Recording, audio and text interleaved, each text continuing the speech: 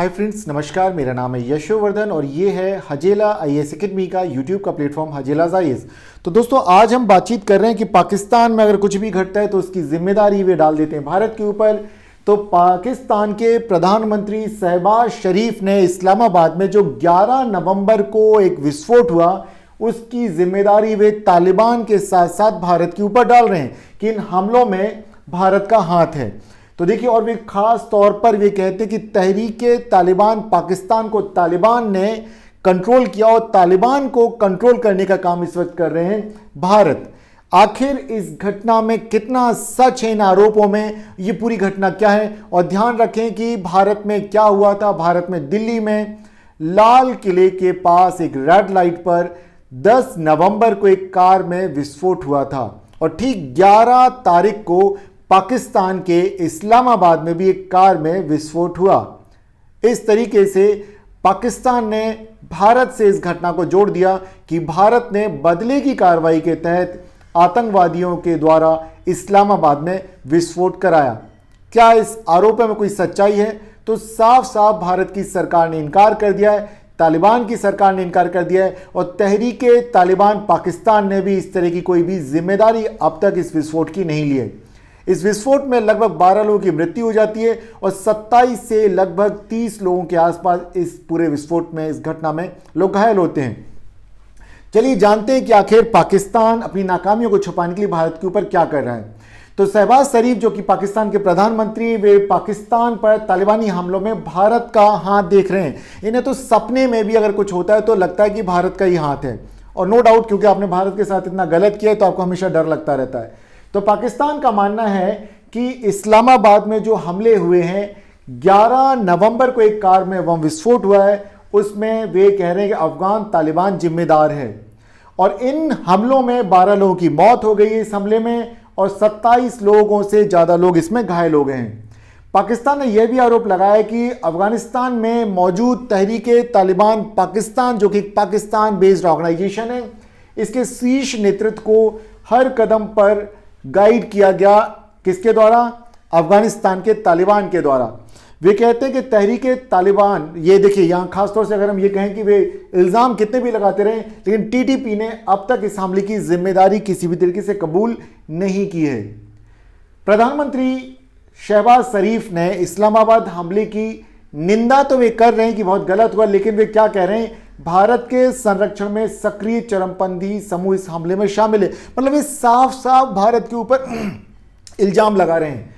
लेकिन भारत ने साफ कहा है कि पाकिस्तान का नेतृत्व जो भी आरोप लगा रहा है वे बेबुनियाद आरोप हैं। भारत इन सब का खंडन करता है।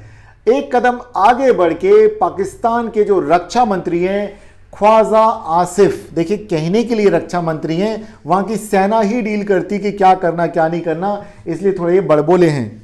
वे क्या कहते हैं, यहां देखिए ख्वाजा आसिफ कहते हैं हम जंग के हालात में, बिल्कुल आप जंग के हालात में हैं। और उन्होंने कहा कि इन्हें, किसको? अफगानिस्तान की तरफ से भविष्य में होने वाले हमले की शुरुआत समझा जा सकता है, जो अभी इस्लामाबाद के ऊपर हमले हो रहे हैं। और वे कहते हैं दरअसल इन हमलों में भारत का हाथ है, जो कि अफगानिस्तान के रास्ते किया जा रहा है। वे साफ कह रहे हैं कि पाकिस्तान में जो भी घटनाएं घट रही हैं, जो भी हमले हो रहे हैं, ये करने को तो तालिबान की तरफ से तहरीके तालिबान पाकिस्तान कर रहा है, लेकिन इन सब के पीछे किसका हाथ है? इसके पीछे वे कहते हैं भारत का हाथ है। और ये तो शुरुआत भर है, वे कहते हैं तो शुरुआत भर है और लगातार इस तरह के हमले भारत तालिबान के मार्फत अफगानिस्तान के रास्ते करवा रहा है। और मैं साफ कहूंगा कि भारत सरकार ने जिस तरह से डिनाई किया, उसी तरीके से हम लोगों का भी भरोसा है कि भारत सरकार इस तरीके की घटनाओं में शामिल नहीं है। अब यहां एक बात और देखते हैं कि तालिबान क्या कहता है। अफगानिस्तान में तालिबान सरकार ने भी इस्लामाबाद और वाना में हुए चरमपंथी हमलों की निंदा की है। वे कहते हैं जिन लोगों की मृत्यु हुई है हम उसके लिए दुख व्यक्त करते हैं। इसके अलावा लेकिन एक ऐसी कुछ घटना हो गई है, यहां पर देखना जरूर की होगा कि आज हम बात कर रहे हैं, ये वीडियो हम अभी शूट कर रहे हैं फ्राइडे को, और वेडनेसडे की रात में, मतलब कल ये खबरें आई हैं कि बुधवार की रात गृह मंत्रालय के एक मंत्री हैं, जूनियर लेवल के मंत्री तलत चौधरी, इन्होंने जियो टीवी से बात करते हुए कहा है कि देखिए वे क्या कहते हैं कि वे कहते हैं कि पाकिस्तान के पास ऐसे सबूत हैं जिसकी बुनियाद पर वो भारत और अफगानिस्तान का नाम ले रहा है। अरे भाई सबूत है तो दिखाइए, सबूत है तो दिखाना चाहिए, लेकिन ये कुछ नहीं, अपनी नाकामियां छुपा रहे हैं। विश्लेषकों की अगर हम देखें कि तालिबान के कुछ विश्लेषक तो कहते हैं राइट कि ये जो तालिबान की सरकार है इन हमलों के लिए कहीं ना कहीं जिम्मेदार है, लेकिन एक जो दूसरा वर्ग है वो कहता है कि इस तरह के हमले जो है पाकिस्तान की आंतरिक सुरक्षा की नाकामी का नतीजा है। रक्षा मामलों के विशेषज्ञ एजाज हैदर रक्षा मंत्री पाकिस्तान के रक्षा मंत्री ख्वाजा आसिफ के इस बात से तो सहमत है कि जंग के हालात हैं, लेकिन साथ ही साथ वे कहते हैं कि आपको गौर इस बात पर करना चाहिए कि भारत नहीं, तालिबान से हमें ज्यादा बड़ा खतरा है। वे कहते कैसे? वे कहते कि एक नेता है तालिबान के नेता अब्दुल सलाम ज़ईफ, इन्होंने हाल ही में एक वीडियो जारी किया। वे कहते हैं, क्या कहते हैं जरा ध्यान दीजिएगा। वे कहते हैं हमारे पास आधुनिक हथियार नहीं हैं, मगर हमारे पास एक ऐसी चीज है जो पाकिस्तान के लिए बहुत खतरनाक साबित हो सकती है। और वे कहते हैं वो क्या है? वे कहते हैं कि हम लोगों के विचारों तक पहुंच रखते हैं, पाकिस्तान के लोग हमारे प्रभाव में हैं। अगर हम उनके दिमाग में ये बात डालते हैं कि आप पाकिस्तान के ऊपर आक्रमण कीजिए तो वे कर सकते हैं।